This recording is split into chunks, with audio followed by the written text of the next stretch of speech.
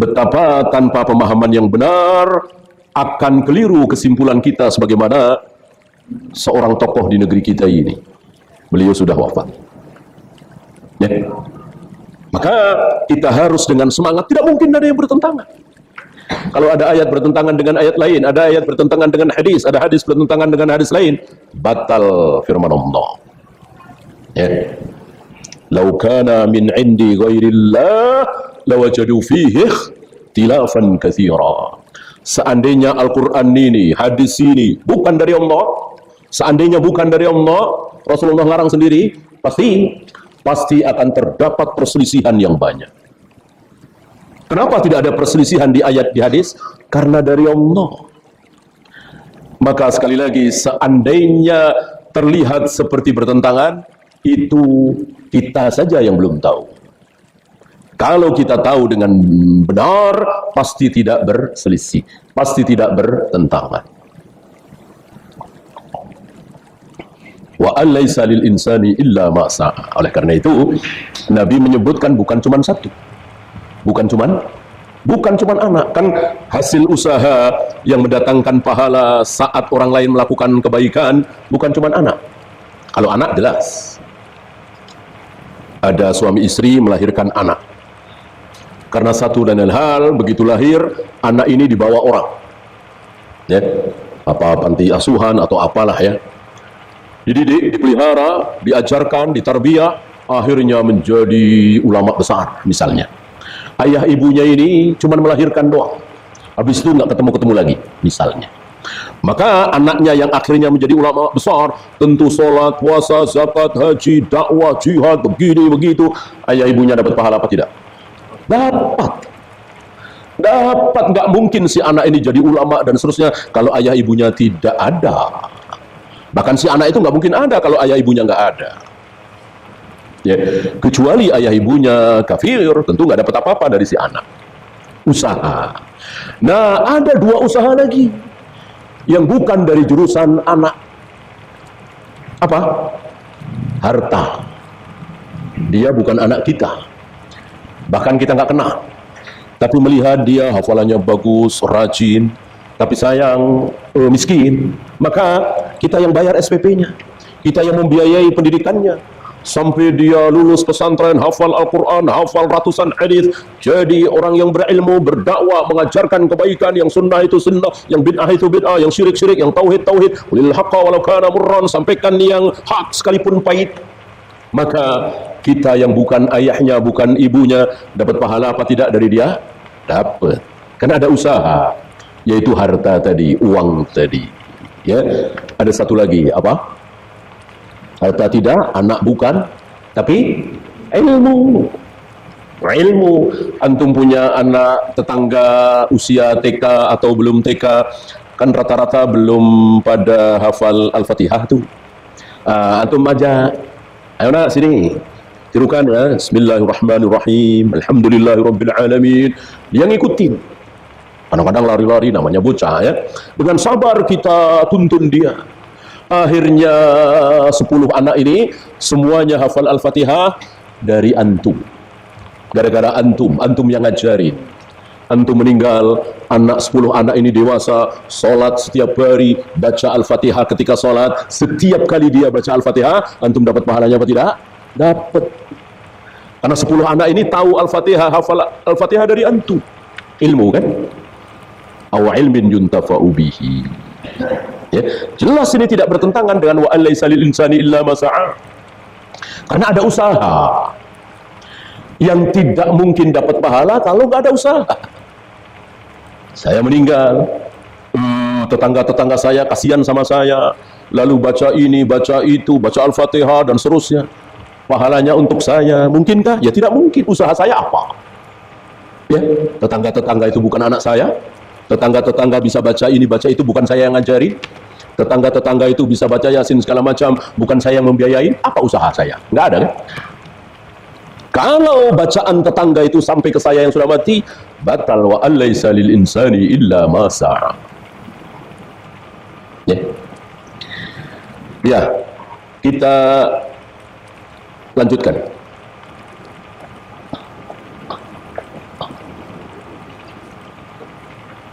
ada dua sabda Nabi, dua-duanya sahih dan seolah bertentangan. Bahkan yang menganggap ini bertentangan nggak tanggung-tanggung. Aisyah, istri Nabi SAW. Apa hadis yang pertama? La yatamanna ahadukum al-mauta lidurrin asabahu. Tidak boleh seseorang itu mengharap mati gara-gara sakit, gara-gara diamputasi, gara-gara jatuh bangkrut, gara-gara keburukan, putus asa, lalu pingin mati. Bukan bunuh diri, bukan, pingin mati saja. Bolehkah? Tidak boleh. Tamanna, ya tamanna itu kan hanya berharap, ya.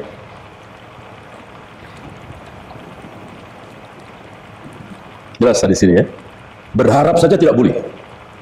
Apalagi berusaha untuk mati dengan minum racun misalnya, gantung diri misalnya, jelas dosa besar, haram. Nah, sementara di hadis lain beliau mengatakan, man ahabba liqa Allah ahabballahu liqa'ahu. Barang siapa yang ingin bertemu dengan Allah, maka Allah juga ingin rindu bertemu dengan dia. Dan barang siapa yang tidak ingin bertemu Allah, maka Allah juga tidak ingin, tidak sudi ketemu dengan dia. Bertemu dengan Allah pasti mati. Mati, bertemu dengan Allah adalah mati. Ya, bukan sholat, keliru. Sholat dikatakan bertemu dengan Allah. Saya akan bertemu dengan Allah sebentar lagi. Saya akan berjumpa dengan Allah sebentar lagi, yaitu sholat. Ini istilah yang salah. Istilah yang benar, sholat itu bukan bertemu dengan Allah, tapi berbisik, najah. Ya, maka disebutkan munajah.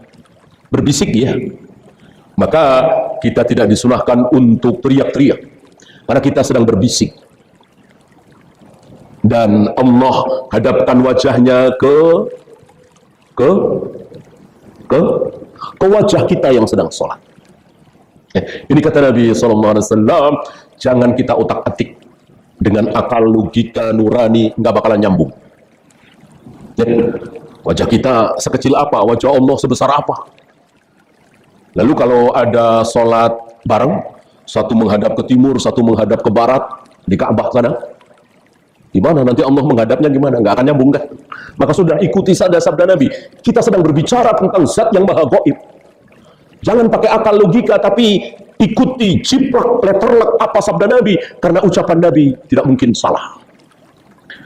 Dan kalau toh ada yang berhak nanya dan pertanyaannya itu benar, pasti yang nanya duluan siapa?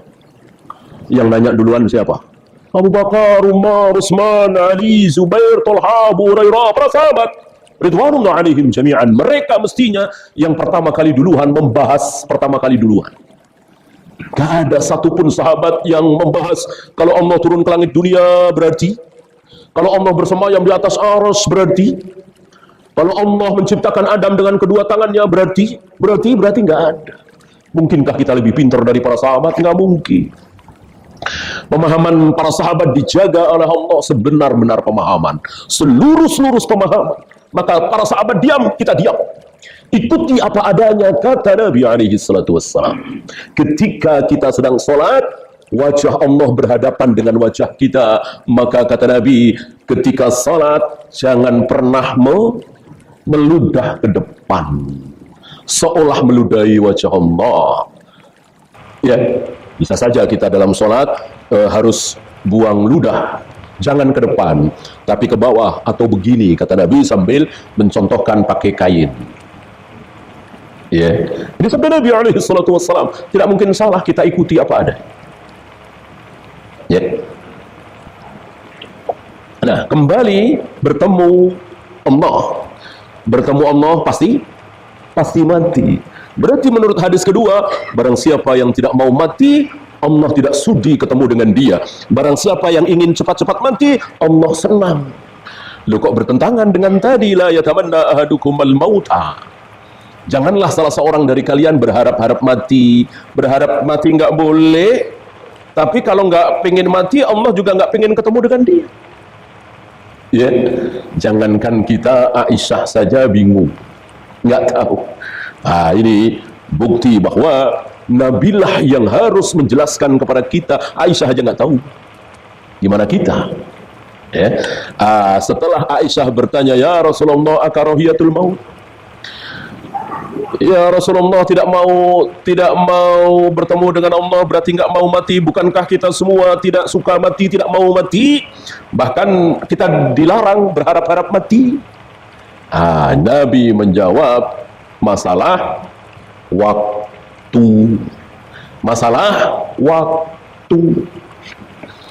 Waktu kita segar bugar, waktu kita sehat walafiat, waktu kita tidak berpenyakit apapun, belum gorgoroh, belum sakaratul maut. Berlaku hadis yang mana?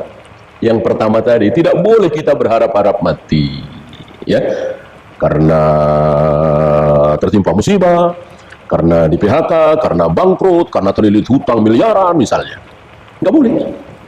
Nggak boleh berharap mati. Sementara kapan orang disukai oleh Allah, ditunggu-tunggu Allah, rindu, dan kita pingin sekali cepat ketemu Allah, yaitu saat gorgoro, saat nyawa kita sudah di kerongkongan. Jadi detik-detik menjelang kematian. Di detik-detik menjelang kematian berlaku hadis yang kedua ini. Apa? Pengen cepat-cepat ketemu dengan Allah, karena sudah tidak ada harapan hidup. Dan semua kita pasti tahu. Pasti kita semua tahu, sebentar lagi akan mati. Ada yang pernah merasakan? Tentu belum, ya kan? Kan masih segar bugar. Ya, orang yang sebentar lagi akan mati, gorgorah, pasti dia tahu, nggak ada harapan hidup lagi. Ya. Jadi kalau dia melihat dokter begini, suster begini, dalam hati dia tertawa, nggak mungkin saya akan sembuh, sebentar lagi saya akan mati. Yakin betul, karena memang sudah diberitahu oleh Allah. Nah, di saat seperti itu dia rindu, ingin cepat-cepat bertemu dengan Allah. Itu yang luar biasa, itu yang luar biasa. Allah senang, Allah juga rindu, ingin bertemu dengan dia. Antum tahu keadaan orang-orang kafir ahli maksiat dalam sakaratul maut? Luar biasa, sedih, takut, gemetar, stres. Ya, celaka, hendak dibawa kemana aku? Saat dia menyaksikan jasadnya diusung. Adapun seorang mukmin yang beramal soleh, dia mengatakan, cepatlah bawa diriku. Ya. Maka sunnah ketika kita mengurus jenazah, disegerakan ke penguburan, apa ditunda-tunda? Segerakan. Dari meninggal sampai penguburan 4 jam, bagus. Dari meninggal sampai penguburan kok 3 jam, lebih bagus. 2 jam, lebih bagus. Ya, ya, karena harus ada ini dan itu administrasi, ya mungkin bisa 5 jam, 6 jam. Ya. Kalau sampai seharian, kalau sampai nginep, ini tidak bagus. Berapa banyak contoh para sahabat, manusia-manusia termulia, mengubur mayat di malam hari. Ya. Jadi tidak menghalangi. Ya. Yang terkenal seorang wanita penyapu masjid dikuburkan di malam hari. Bahkan beberapa sahabat lupa melaporkan kepada Nabi SAW. Pagi harinya Nabi bertanya, kemana wanita fulanah yang biasa menyapu masjid? Dijawab oleh para sahabat, tadi malam meninggal, sudah kami kuburkan. Agak kecewa Nabi, lalu Nabi mendatangi kuburnya dan bertakbir 4 kali di atas kubur.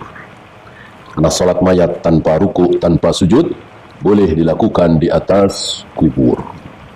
Adapun salat biasa yang ada rukuknya, ada sujudnya, tidak boleh dilakukan di atas kubur, bahkan tidak boleh dilakukan di masjid yang ada kuburannya. Yang menyebabkan Yahudi dan Nasrani dikutuk, dilaknat oleh Allah, salah satunya, ittakhadhu qubur anbiya'ihim masajid. Karena mereka menjadikan kubur-kubur para nabi menjadi masjid tempat ibadah. Ucapan ini disabdakan oleh Nabi alaihi salatu wassalam 4 atau 5 hari kira-kira sebelum beliau wafat. Seolah beliau berpesan, jangan ikut-ikutan Yahudi dan Nasrani. Apa? Beribadah, menyembah Allah di atas kuburan.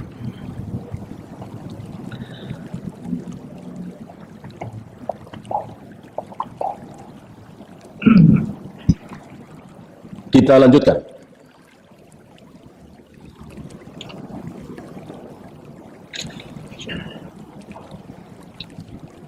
La tatamannau liqa'al adu. Jangan kalian berharap-harap ketemu musuh. Jangan kalian berharap-harap ketemu musuh. Tapi jika kalian akhirnya bertemu musuh, maka bersabarlah. Artinya siap mati, siap perang, siap berjihad. Musuh di sini yang dimaksud adalah orang-orang kafir dalam jihad.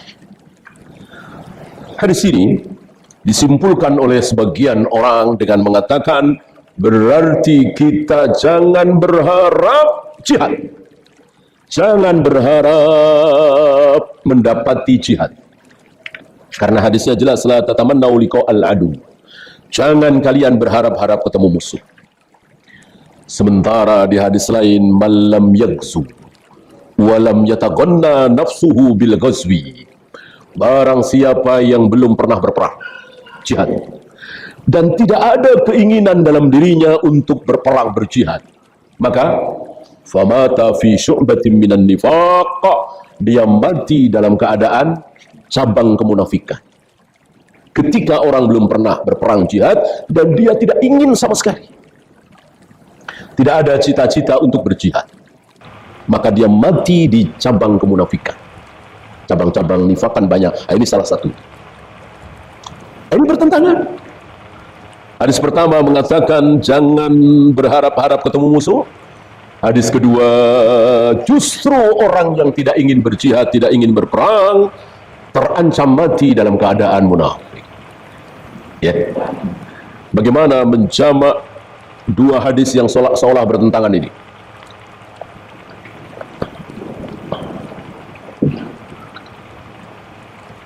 Karena thariqatul jam'i harus diutamakan, dinomorsatukan daripada thariqatul tarjih.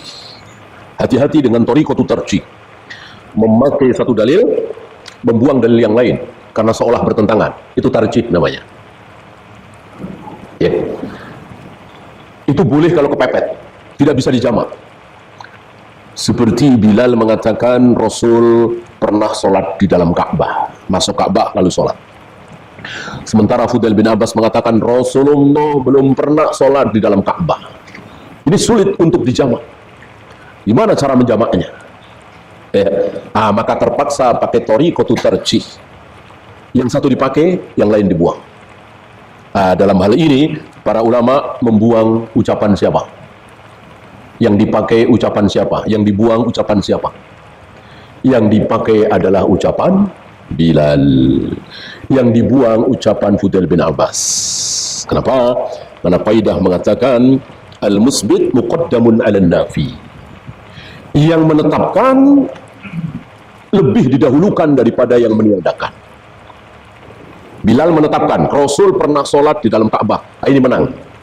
Sementara Fudail mengatakan belum pernah, ini kalah.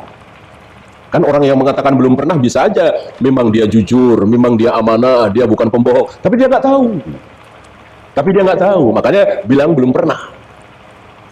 Maka tidak bisa dijadikan hujjah. Kalau Bilal mengatakan pernah, ya berarti dua-duanya jujur karena Bilal pernah melihat. Oleh karena itu peniadaan oleh seorang perawi hadis, seorang sahabat tidak bisa dijadikan hujjah. Misalnya Anas bin Malik mengatakan, aku belum pernah melihat Rasulullah berdoa mengangkat tangan, belum pernah, kecuali ketika salat istisqa.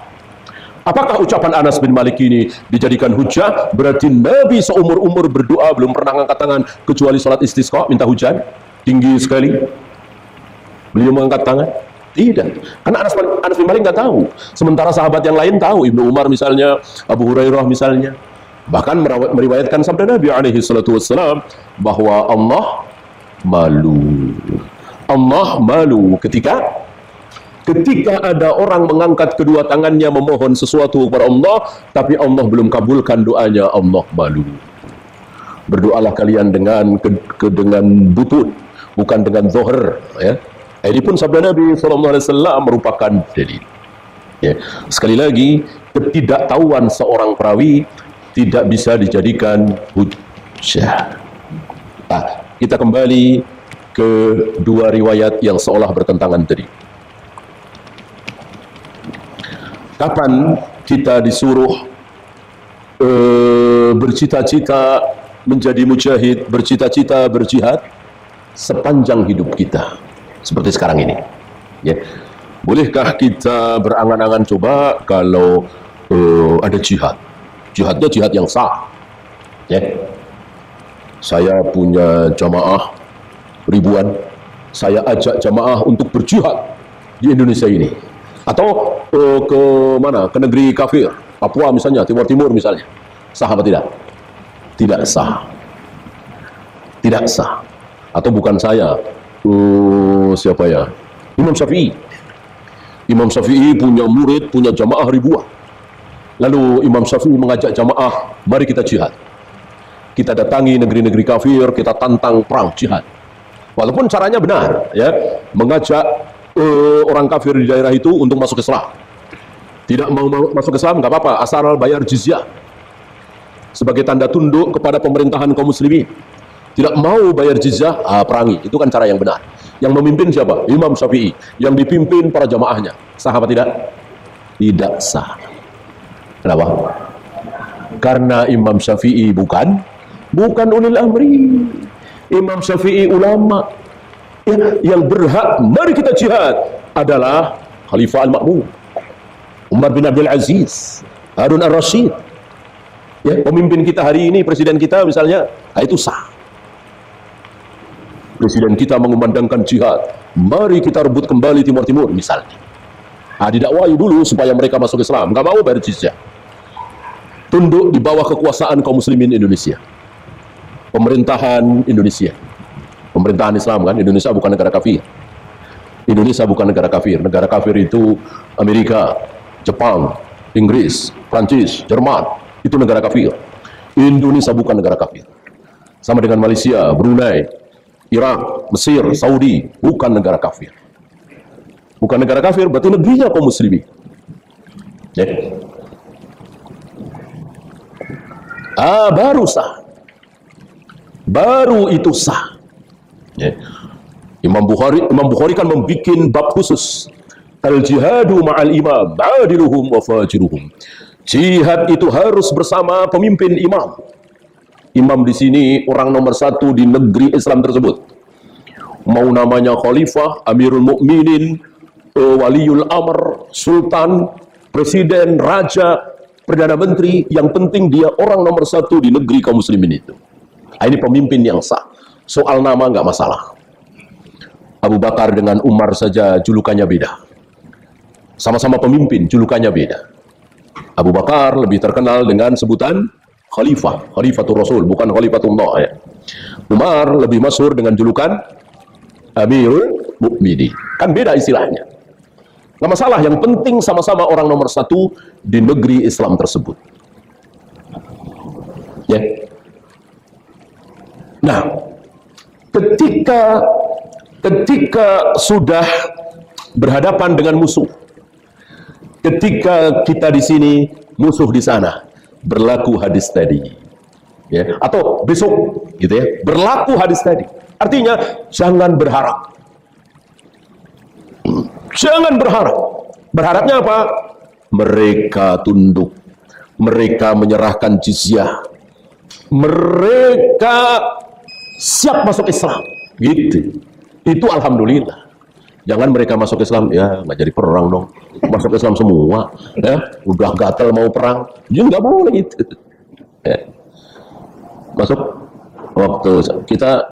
Assalamualaikum warahmatullahi wabarakatuh. Sampai jumpa kembali di World Islam Channel.